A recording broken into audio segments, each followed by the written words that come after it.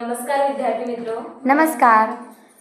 तर आज आपण 21व्या शतकात माहिती संप्रेषण तंत्रज्ञान ICT म्हणजे ICT इन्फॉर्मेशन कम्युनिकेशन टेक्नॉलॉजीचा उपयोग कशा पद्धतीने आपण करू शकतो हा घटक अभ्यासणार आहोत.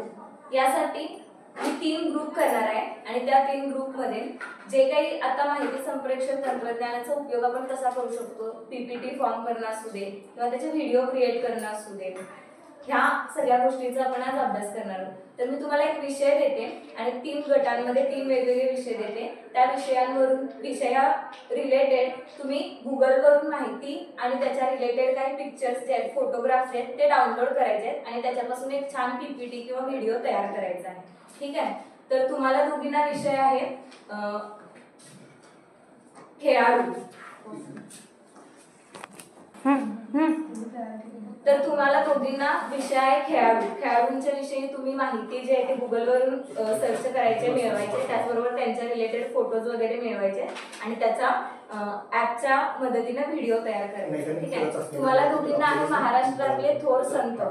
ठीक आहे. तुम्हाला दोघींना तुम्ही त्यांच्याविषयीचे फोटो आणि माहिती गोळा करायचे आणि तुम्ही स्वामी विवेकानंद यांच्याविषयीची माहिती आणि त्यांच्या रिलेटेड फोटो गोळा करायचे.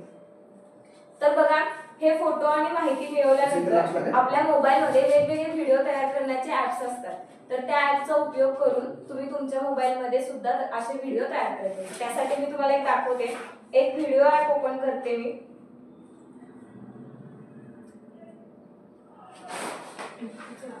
बघा, दिसतंय सगळ्यांना. त्यामध्ये व्हिडिओ मध्ये जायचं आहे, तुम्हाला न्यू वरती जायचं आहे आणि तुम्हाला जे काही व्हिडिओ जो विषय दिलेला आहे त्याच्या रिलेटेड फोटो जे आहेत ते सगळे गोळा करायचे. आता मी यातले काही फोटो आणि माहिती गोळा केलेली आहे.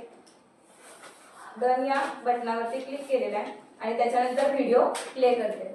तर अशा पद्धतीने तुम्ही जो व्हिडिओ आहे तो प्ले करायचा आहे, तयार करायचा आहे. यामध्ये तुम्ही वेगवेगळे टूल्सचा उपयोग सुद्धा करू शकता आणि अजून आकर्षक व्हिडिओ बनवू शकता. ठीक आहे. तर तुम्ही सुद्धा करायचं आहे.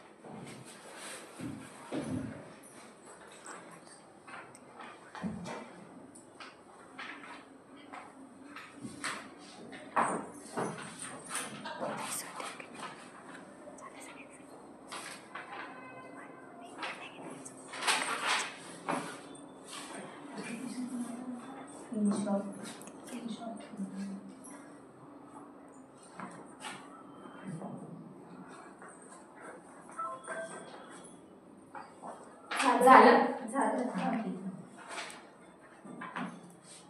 तर बघा, इतर सीमा आणि अमृता या दोघींनी मिळून एक अत्यंत चांगला असा सुंदर असा व्हिडिओ तयार केलेला आहे. तो तुम्हाला दाखवते.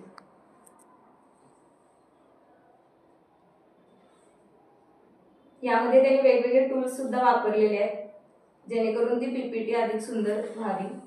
त्यांना विषय दिला गेला होता स्वामी विवेकानंद आणि त्यांच्या रिलेटेड त्यांनी PPT तयार केलेली आहे.